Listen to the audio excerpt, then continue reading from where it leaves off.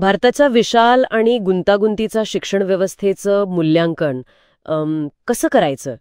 इतक्या मोठ्या देशात काय चाललंय हे समजून घेण्यासाठी नेमकी कोणती साधनं वापरायची?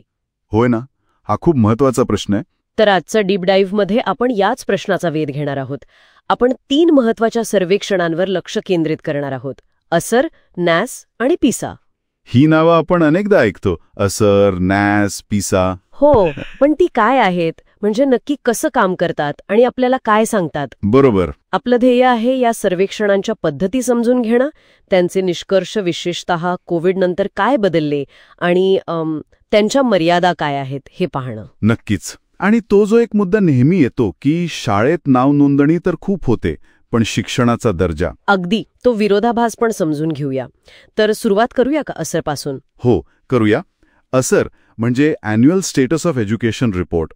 ही प्रथम नावाची एक मोठी स्वयंसेवी संस्था दरवर्षी हा अहवाल प्रकाशित करते. आणि गणित कौशल्य तपासली जातात अगदी सोप्या पद्धतीने, तोंडी एकास एक. आणि 2024चे जे असरचे निष्कर्ष आलेत ते तर खूपच काय म्हणतात त्याला, इंटरेस्टिंग आहेत. हो, आहेत तर. कारण कोविडमुळे शिक्षणात मोठी घट झाली असं आपण ऐकत होतो, पण असर सांगतंय की सरकारी शाळांमधल्या मुलांच्या मूलभूत वाचन आणि गणितात लक्षणीय सुधारणा झालीय. बरोबर. उदाहरणार्थ तिसरीतली जी मुलं वजाबाकी करू शकत होती त्यांचं प्रमाण 2022 मध्ये जेमतेम 26% होतं. ते 2024 मध्ये जवळपास 34% झालं. म्हणजे वाढलंय. बापरे, हे तर नेहमीच्या कथेपेक्षा खूपच वेगळं चित्र आहे. अगदी. ही सुधारणा महत्वाची आहे, पण याच असर सर्वेक्षणाने एका नव्या आव्हानाकडे लक्ष वेधलं आहे: डिजिटल दरीचा एक वेगळा पैलू. अच्छा, म्हणजे काय नक्की? आता बघा, 14 ते 16 वयोगटातल्या सुमारे 90% ग्रामीण मुलांकडे स्मार्टफोन आहे. 90%? वा, हे तर खूपच चांगलं वाटतं ऐकायला. हो, पण गंमत पुढे आहे. त्यातले फक्त 57% मुलं तो अभ्यासासाठी वापरतात. फक्त अर्ध्याहून थोडे जास्त. मग बाकीचे म्हणजे तब्बल 74% सोशल मीडियासाठी वापरतात. अरे देवा, म्हणजे साधन आहे पण त्याचा वापर शिक्षणासाठी कमी होतोय. बरोबर. म्हणजे केवळ साधन उपलब्ध असणं पुरेसं नाही, त्याचा योग्य वापर कसा करायचा हे मार्गदर्शनही महत्वाचं ठरतंय. आणि असरच्या निष्कर्षांचा NEP 2020 सारख्या धोरणांवर परिणाम होतो. अनेक जण राज्यांच्या कामगिरीचं मूल्यांकन करण्यासाठी नॅसपेक्षा असरला जास्त विश्वसनीय मानतात. कारण ते जमिनीवरचं वास्तव दाखवतं म्हणून. हो, अगदी. हे झालं असरचं घराघरातलं वास्तव. पण मग शाळेच्या पातळीवर अभ्यासक्रमाच्या अनुषंगाने काय स्थिती आहे? त्यासाठी सरकारकडे काय आहे? त्यासाठी आहे नॅस. NAS म्हणजे नॅशनल अचिव्हमेंट सर्व्हे. हे भारत सरकारचं शिक्षण मंत्रालय आयोजित करतं. ओके. हे शाळा आधारित मूल्यांकन आहे आणि ते थेट अभ्यासक्रमावर आधारित असतं. यात 3री, 5वी, 8वी आणि 10वीच्या विद्यार्थ्यांची चाचणी घेतात. आणि पद्धत कशी असते? असरसारखी तोंडी की वेगळी? नाही, ही वेगळी असते. यात मुख्यतः बहुपर्यायी प्रश्न म्हणजे MCQs वापरले जातात.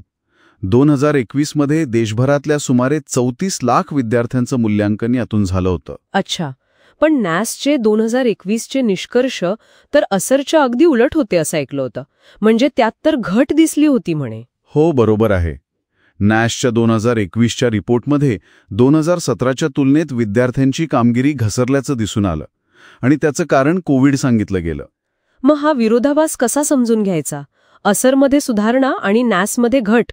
फक्त कोविड की पद्धतीत फरक आहे? हां, दोन्ही गोष्टी असू शकतात. नॅस फक्त शाळेत हजर असलेल्या विद्यार्थ्यांचं मूल्यांकन करतं आणि अभ्यासक्रमातील ज्ञानावर भर देतं. म्हणजे जे शाळेबाहेर आहेत ते राहिले बाजूला. हो, आणि ज्यांची मूलभूत कौशल्ये कच्ची आहेत त्यांचं पूर्ण चित्र कदाचित मिळत नाही. काही विश्लेषकांच्या मते यामुळे नॅसचे निकाल कृत्रिमरित्या जास्त चांगले दिसू शकतात. अच्छा. याउलट असर मूलभूत कौशल्यांवर लक्ष केंद्रित करतं आणि घरात जाऊन चाचणी घेतं. त्यामुळे जमिनीवरची हळूहळू होणारी सुधारणा ते अधिक प्रभावीपणे पकडत असेल कदाचित.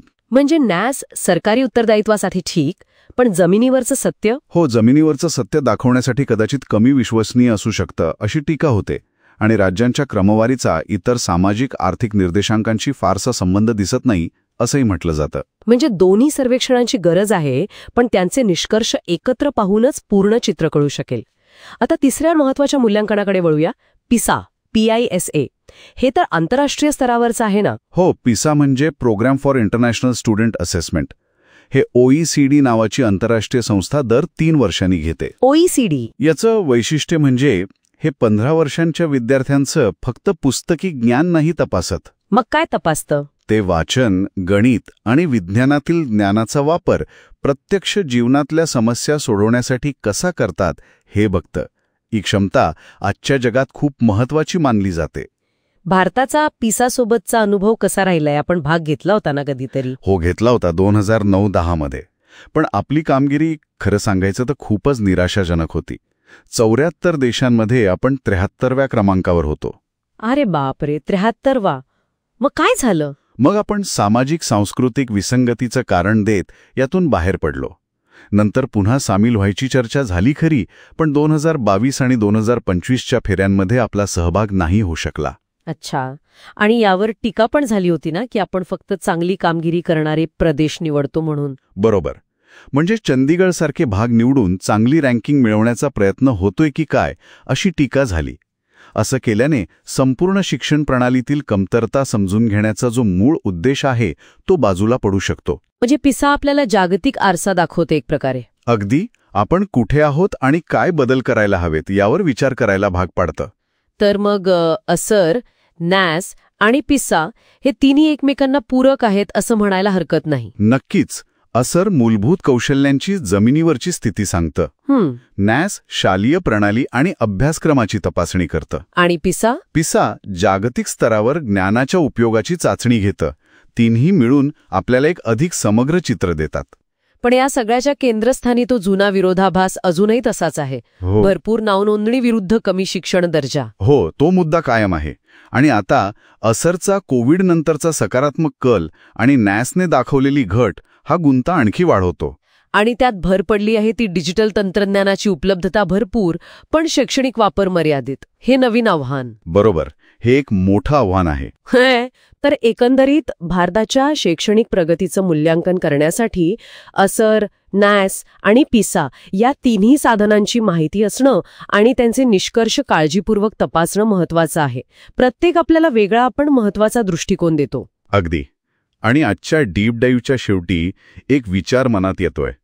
जेव्हा आकडेवारी सांगते की 90% मुलांकडे स्मार्टफोन असूनही केवळ निम्मीच मुलं अभ्यासासाठी वापरतात, तेव्हा प्रश्न केवळ उपकरण देण्याचा राहत नाही, तर ही जी नवीन डिजिटल शिक्षण वापराची दरी तयार झालीय ती भरून काढण्यासाठी आपण केवळ तंत्रज्ञान पुरवण्यापलीकडे जाऊन कोणते नाविन्यपूर्ण मार्ग शोधू शकतो यावर खरंच विचार व्हायला हवा.